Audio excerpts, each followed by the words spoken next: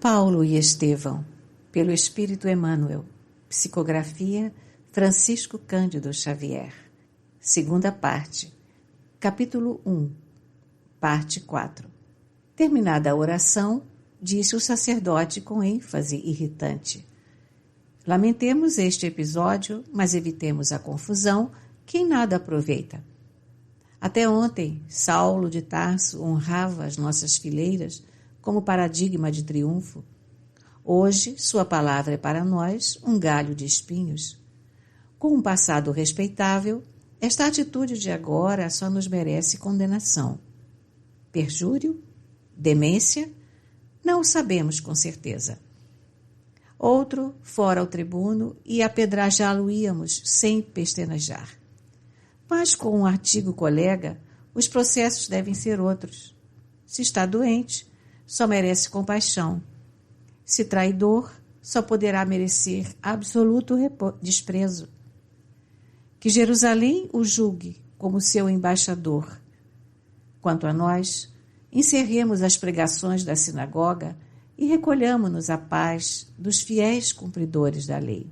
O ex-rabino suportou a increpação com grande serenidade, a lhe transparecer dos olhos. Intimamente, sentia-se ferido no seu amor próprio. Os remanescentes do homem velho exigiam revide e reparação imediata, ali mesmo, à vista de todos. Quis falar novamente, exigir a palavra, obrigar os companheiros a ouvi-lo, mas sentia-se presa de emoções incoercíveis, que lhe infirmavam os ímpetos explosivos. Imóvel, notou que velhos afeiçoados de Damasco abandonavam o recinto calmamente, sem lhe fazer sequer uma ligeira saudação. Observou também que os levitas de Sítium pareciam entendê-lo, através de um olhar de simpatia, ao mesmo tempo que Sadoc fixava-o com ironia e risinhos de triunfo. Era o repúdio que chegava. Acostumada aos aplausos onde quer que aparecesse, fora vítima da própria ilusão, acreditando que para falar com êxito sobre Jesus bastavam os louros efêmeros já conquistados ao mundo. Enganara-se. Seus cômparas punham-no à margem, como inútil. Nada lhe doía mais que ser assim desaproveitado quando lhe ardia na alma a devoção sacerdotal. Preferia que os bofeteassem, que o prendessem, que o flagelassem, mas não lhe tirassem o ensejo de discutir sem peias, a todos vencendo e convencendo com a lógica de suas definições. Aquele abandono feria o fundo, porque antes de qualquer consideração, reconhecia não laborar em benefício pessoal por vaidade ou egoísmo, mas pelos próprios correligionários atidos às concepções rígidas e inflexíveis da lei.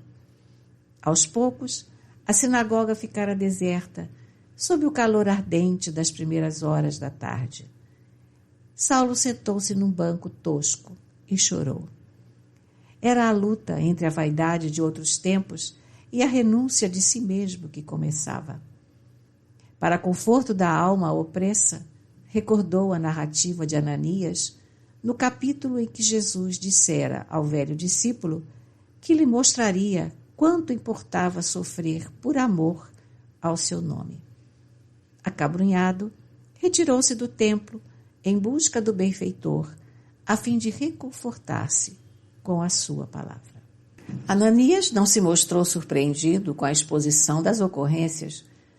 Vejo-me cercado de enormes dificuldades, dizia Saulo, um tanto perturbado. Sinto-me no dever de espalhar a nova doutrina, felicitando os nossos semelhantes. Jesus encheu-me o coração de energias inesperadas, mas a secura dos homens é de amedrontar os mais fortes. Sim, explicava o ancião paciente, o Senhor conferiu-te a tarefa do semeador. Tens muito boa vontade, mas que faz um homem recebendo encargos dessa natureza? Antes de tudo, procura ajuntar as sementes no seu mealheiro particular, para que o esforço seja profícuo. O neófito percebeu o alcance da comparação e perguntou: mas que desejais dizer com isso? Quero dizer que um homem de vida pura e reta, sem os erros da própria boa intenção, está sempre pronto a plantar o bem e a justiça no roteiro que pelustra. Mas aquele que já se enganou ou que guarda alguma culpa tem necessidade de testemunhar no sofrimento próprio antes de ensinar.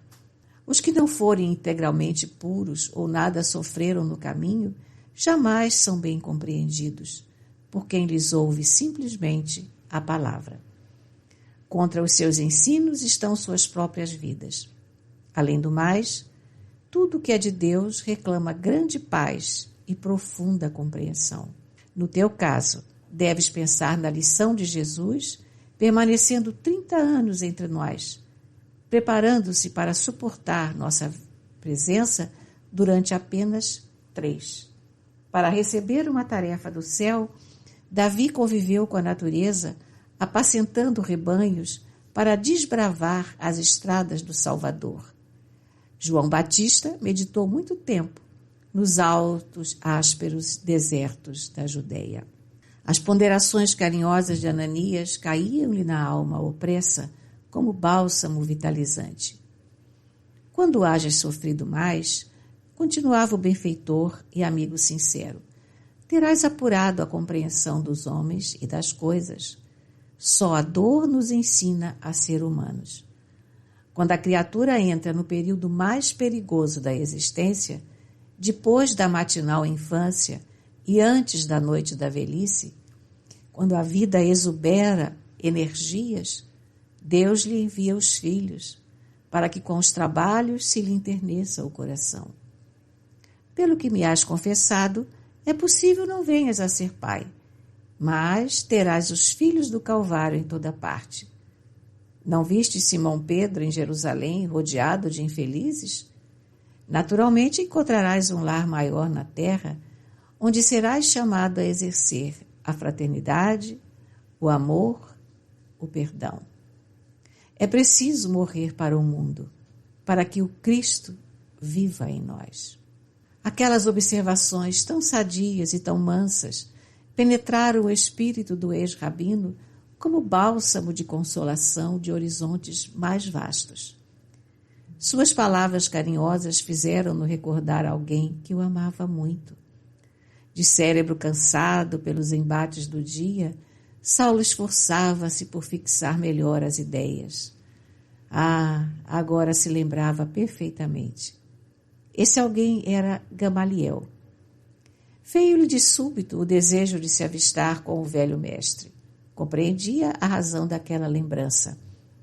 É que também ele, pela última vez, lhe falara da necessidade que sentia dos lugares ermos, para meditar as sublimes verdades novas. Sabia-o em Palmira, na companhia de um irmão. Como não se recordar ainda do antigo mestre, que lhe fora quase um pai? Certamente, Gamaliel recebê-lo-ia de braços abertos, regozijar-se-ia com as suas conquistas recentes, dar-lhe-ia conselhos generosos quanto aos rumos a seguir. Engolfado em recordações cariciosas, agradeceu a Ananias com um olhar significativo, acrescentando sensibilizado: tendes razão. Buscarei o deserto em vez de voltar a Jerusalém precipitadamente, sem forças, talvez, para enfrentar a incompreensão dos meus confrades. Tenho um velho amigo em Palmira, que me acolherá de bom grado. Ali repousarei algum tempo, até que possa internar-me pelas regiões ermas, a fim de meditar as lições recebidas. Ananias aprovou a ideia com um sorriso. Ainda ficaram conversando longo tempo, até que a noite mergulhou a alma das coisas no seu velário de sombras espessas. O velho pregador conduziu, então, o novo adepto para a humilde reunião que se realizava nesse sábado de grandes desilusões para o ex-rabino. Damasco não tinha propriamente uma igreja. Entretanto, contava numerosos crentes irmanados pelo ideal religioso do caminho. O núcleo de orações era em casa de uma lavadeira humilde, companheira de fé, que alugava a sala para poder acudir a um filho paralítico. Profundamente admirado, o moço tarcense enxergou ali a miniatura do quadro observado pela primeira vez quando tivera a curiosidade invencível de assistir às célebres pregações de Estevão em Jerusalém. Em torno da mesa rústica juntavam-se míseras criaturas da plebe, que ele sempre mantivera separada da sua esfera social. Mulheres analfabetas, com crianças ao colo, velhos pedreiros rudes, lavadeiras que não conseguiam conjugar duas palavras certas, anciães de mãos trêmulas, amparando-se a cajados fortes, doentes misérrimos que exibiam a marca de enfermidades dolorosas. A cerimônia parecia ainda mais simples que as de Simão Pedro e seus companheiros galileus. Ananias chefiava e presidia o ato. Sentando-se à mesa, qual patriarca, no seio da família, rogou as bênçãos de Jesus para a boa vontade de todos. Em seguida, fez a leitura dos ensinos de Jesus, respingando algumas sentenças do Mestre Divino nos pergaminhos esparsos.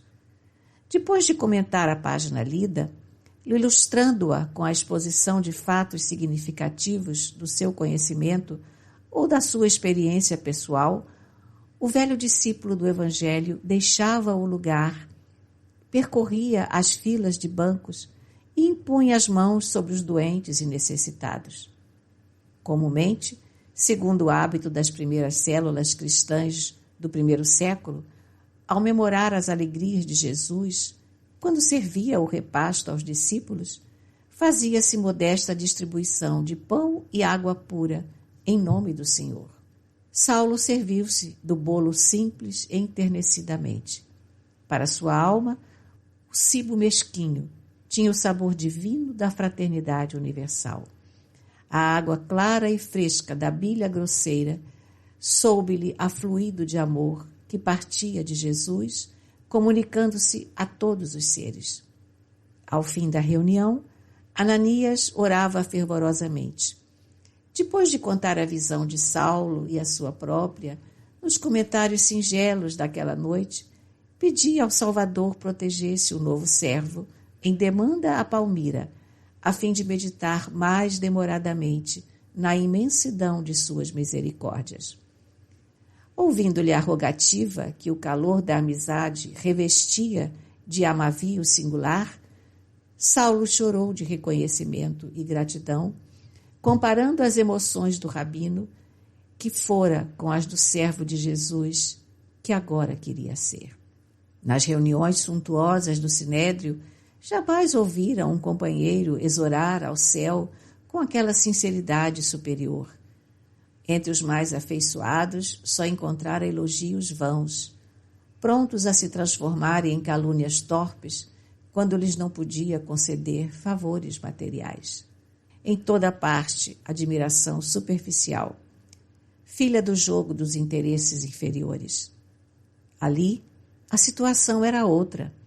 Nenhuma daquelas criaturas desfavorecidas da sorte viera pedir-lhes facilidades.